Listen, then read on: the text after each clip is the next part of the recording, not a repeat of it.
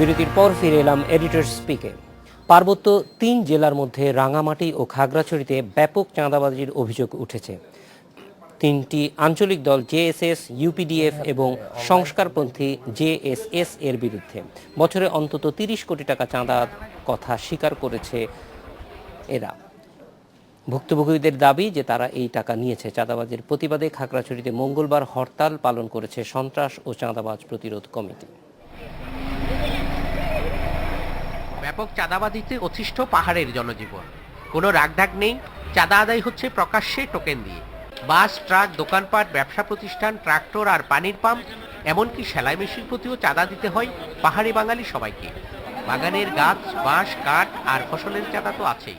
আবার বছর শেষ হওয়ার আগে নবায়নের নির্দেশনা থাকে টোকেনে, থাকে এর আওতার কথা। কে কিভাবে নেয় এই চাঁদা সেটাও জানান জনপ্রতিনিধিরা। তারা মাসিক টোকেন দেয়, বাৎসরিক টোকেন দেয়। এরপরও দেখা যাচ্ছে গণহারে চাঁদা আদায়ের জন্য আরেকটি রয়্যালটি নামক একটি শব্দ উদ্ভাবন করেছে। খোদ জেলা পরিষদের চেয়ারম্যানের মুখেও শোনা গেল চাঁদাবাজির অভিযোগ। পার্বত্য চুক্তি হওয়ার পরে বিভিন্ন সময় আমরা শুনেছি বিভিন্ন সংগঠন এখানে মাথাচাড়া দিয়ে উঠেছে, তারা বিভিন্নভাবে চাঁদা নিচ্ছে, অভিযোগগুলো আমরা শুনতে পাই। আর আইন রক্ষাকারী বাহিনীর হিসেবে চাঁদার অঙ্ক রীতিমতো চমকে ওঠার মতো। বিভিন্ন গোয়েন্দা সংস্থা থেকে রিপোর্ট পেয়েছি যে এটা 7 কোটি টাকাও ক্রস করে, 30 কোটি টাকাও ক্রস করে। অনেক সময় হয়তো একটা সংগঠনের 7 কোটি টাকা হতে পারে, 3টা সংগঠনের এরকম হতে পারে। পুলিশ, এপিবিএন, বিজিবি সবই আছে, আছে সেনাবাহিনীও, সরকারি বিভিন্ন গোয়েন্দা সংস্থাও সক্রিয় এখানে। অথচ বন্ধ করা যাচ্ছে না চাঁদাবাজি।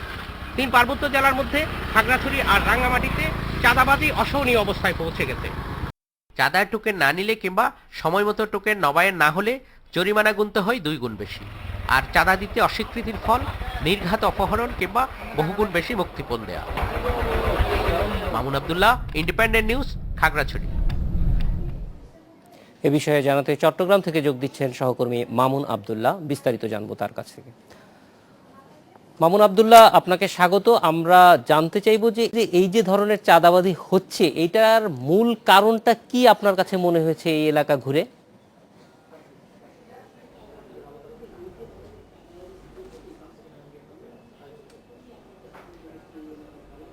মামুন আব্দুল্লাহ, চাঁদাবাজির কারণ আসলে চাঁদাবাজি হচ্ছে ওখানে এখন কোনো রাজনীতি নেই। পাহাড়ে বিশেষ করে শান্তি চুক্তির পর একটি পক্ষের সাথে সরকার চুক্তি করেছিল, এই একটি পক্ষ যখন ভেঙে অনেকগুলো পক্ষ হয়েছে তখন এরা চাঁদাবাজিতে লিপ্ত হয়েছে মূলত তাদের রাজনৈতিক আধিপত্য বিস্তারের জন্য। আর রাজনীতির কোনো আদর্শ বলতে ওখানে কিছু নেই। এখন যেটা হচ্ছে সেটা মূলত চাঁদাবাজি, আর চাঁদাবাজিটা হচ্ছে আধিপত্য বিস্তারকে কেন্দ্র করে। অর্থাৎ যে বিশেষ করে আমি যেটি দেখেছি পার্বত্য, রাঙ্গামাটি এবং খাগড়াছড়ি জেলায় সপ্তাহখানেকের বেশি সময় আমি বিভিন্ন এলাকা ঘুরে দেখেছি যে এলাকাভিত্তিক ভাগ করে, অর্থাৎ যে এলাকায় যার আধিপত্য আছে সেই এলাকায় সেই পক্ষ চাঁদা আদায় করছে। এবং এই চাঁদাটা আদায় হয় মূলত কোনো রাজনৈতিক কারণে নয়, নিজেদের অবৈধ অস্ত্র সংগ্রহ এবং নিজেদের যেসব ক্যাডারকে লালন পালন করা হচ্ছে তাদের প্রতিপালনের জন্য মূলত এইভাবে চাঁদাটা আদায় করা হচ্ছে। এই এলাকায় তো মানে আইন শৃঙ্খলা বাহিনীর উপস্থিতি যথেষ্ট, তারপরেও এটা কেন নিয়ন্ত্রণ করা সম্ভব হচ্ছে না?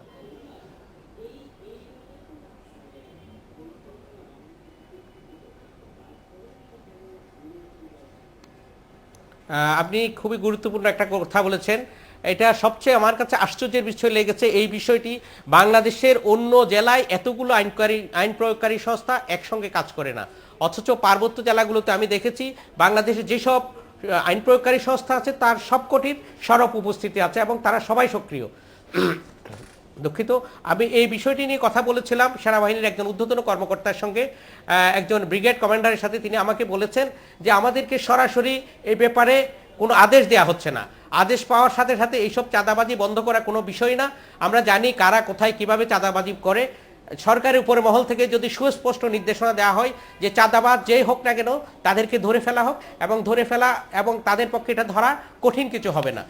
মূলত তারা সরকারি উচ্চ পর্যায় থেকে কোনো সুনির্দিষ্ট নির্দেশনা পাচ্ছেন না বলে তারা চাঁদাবাজদের ধরছেন না ঠিক বলা যাবে না, কাউকে কাউকে ধরা হচ্ছে, বিশেষ করে চোখের সামনে পথ চলতে গিয়ে যাদের পাওয়া যাচ্ছে তাদেরকে ধরছে, কিন্তু পরিকল্পিতভাবে যারা চাঁদা আদায় করছে, যারা পাহাড়ের জনজীবনকে অতিষ্ঠ করে তুলছে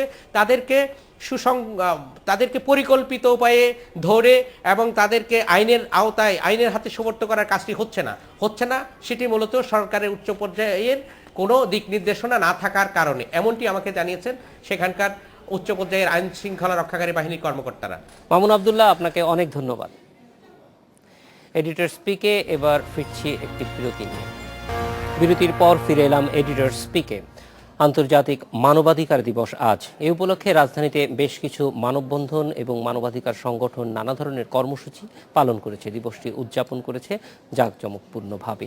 এই বিষয়ে আমরা আজকে কথা বলবো জাতীয় মানবাধিকার কমিশনের চেয়ারম্যানের সঙ্গে। তিনি আমাদের সঙ্গে যোগ দিচ্ছেন ডক্টর মিজানুর রহমান।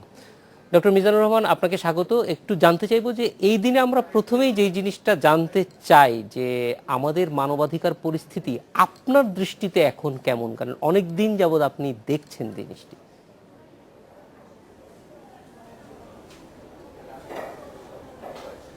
জি, প্রথমেই আপনাকে ধন্যবাদ প্রশ্নের জন্য, এবং সেই সুবাদে জাতীয় মানবাধিকার কমিশনের পক্ষ থেকে সকল দর্শক শ্রোতাকে আন্তর্জাতিক মানবাধিকার দিবসের শুভেচ্ছা জানাচ্ছি।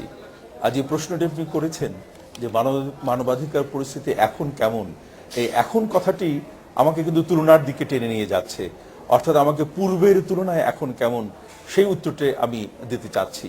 এবং যদি পূর্বের তুলনা যদি বলতে হয় তাহলে আমি নির্দ্বিধায় বোধহয় এবং নিঃসংকোচে একটি কথা বলতে পারবো, যেটি হচ্ছে 2013 সালের তুলনায় বর্তমানে অর্থাৎ 2014 সালে মানবাধিকার পরিস্থিতি অনেকটাই ভালো ছিল।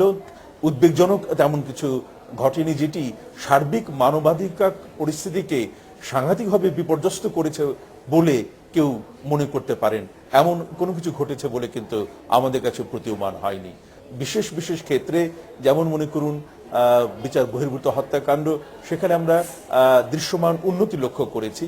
যদিও আমরা সকল সময় একটি কথা বলে থাকি যে আমরা মানবাধিকার পরিস্থিতির সার্বিক এবং অভিষ্ট যে লক্ষ্যে পৌঁছতে চাই, যে মানদণ্ডে উন্নীত হতে চাই, তা থেকে আমরা এখনো অনেক পেছনে রয়ে গেছি এবং আমাদের যাত্রা আরো অনেকটা দূর এগিয়ে নিয়ে যেতে হবে।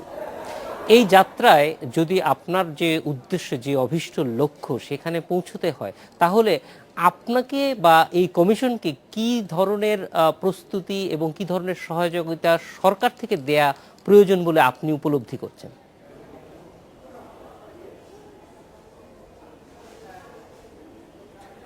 সর্বপ্রথম বোধহয় যেটি দরকার সেটি হচ্ছে আমাদের একটি খুবই সুস্পষ্ট এবং শক্ত স্পষ্ট রাজনৈতিক অঙ্গীকার দরকার রাষ্ট্রের তরফ থেকে, যে তারা সকল পর্যায়েই মানবাধিকারের প্রতি শ্রদ্ধাশীল থাকবেন এবং এ ব্যাপারে মানবাধিকার লঙ্ঘনের কোনো ক্ষেত্রেই তারা আইনের শাসনের কোনো ধরনের বিপর্যয় ঘটুক বা কোনো রকমের ডেভিয়েশন ঘটুক, এটি তারা কখনো সহ্য করবেন না। আর যদি সাংগঠনিক বা প্রাতিষ্ঠানিক স্বার্থের দিকে দিয়ে যদি বলতে হয়, তাহলে বলবো যে আমরা প্রত্যাশা করি যে জাতীয় মানবাধিকার কমিশনের আরো লোকবল বৃদ্ধি করা হবে, অর্থবলও বাড়ানো হবে এবং আমাদের অন্যান্য যে লজিস্টিক সাপোর্ট দরকার সেগুলো যদি আমাদের ক্ষেত্রে প্রদান করা সম্ভব হয়, তাহলে আমরা আমাদের কাজের গতি বৃদ্ধি করতে পারবো। আমাদের উপস্থিতি আমরা সারা দেশব্যাপী আমরা সেটা ছড়িয়ে দিতে সক্ষম হব এবং এতে করে সাধারণ নাগরিকরা জাতীয় মানবাধিকার কমিশন কর্তৃক তাদের অধিকার সুরক্ষার ক্ষেত্রে অনেক ক্ষেত্রে উপকৃত হবেন বলে আমরা দৃঢ়ভাবে বিশ্বাস করি। এক্ষেত্রে একটু বলতে চাই যে অনেক ক্ষেত্রেই দেখা যায় যে ব্যক্তি প্রতিষ্ঠানের সঙ্গে আসলে পারে না, সেক্ষেত্রে যদি মানবাধিকার কমিশন ওই বিশেষ ক্ষেত্রে এইরকম প্রতিকূল ক্ষেত্রে যদি ব্যক্তির পাশে দাঁড়াতে পারে, দাঁড়ানোর মতো যোগ্যতা সক্ষমতা মানবাধিকার কমিশনকে দেয়া হয়, তাহলে কি মনে হয় যে এইটি সফলভাবে করা সম্ভব হবে?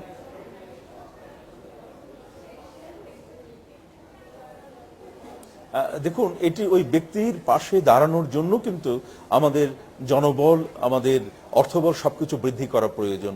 আমরা কিন্তু এরই মধ্যে আমরা দু একটি ক্ষেত্রে কিন্তু ব্যক্তির পাশে দাঁড়িয়েছি এবং ব্যক্তির পাশে দাঁড়িয়ে তাদেরকে যথাযথ প্রতিকারের ব্যবস্থা করে দিতেও কিন্তু আমরা সেই সফলতা অর্জন করেছি, আমাদের সক্ষমতা আমরা প্রমাণ করেছি। সুতরাং এই সুবিধাগুলো যদি আমাদের বৃদ্ধি করা যায় তাহলে আমাদের যে অর্জনগুলো সেগুলো একদিকে যেমন দৃশ্যমান হবে এবং এর ফলে জাতীয় মানবাধিকার কমিশনের উপরে আপামর জনসাধারণের আস্থাও আরো বৃদ্ধি পাবে বলে আমরা মনে করি। অ্যাক্সেস টু জাস্টিসের ক্ষেত্রে এক ধরনের আমরা দেখতে পাই মানুষের ভিতরে খুব মানে মানুষ সন্তুষ্ট এরকম আমরা বলতে পারছি না, বা অসন্তুষ্টিও প্রকাশ করে। সেই দিক থেকে জাতীয় মানবাধিকার কমিশনের কিছু করণীয় আছে কি?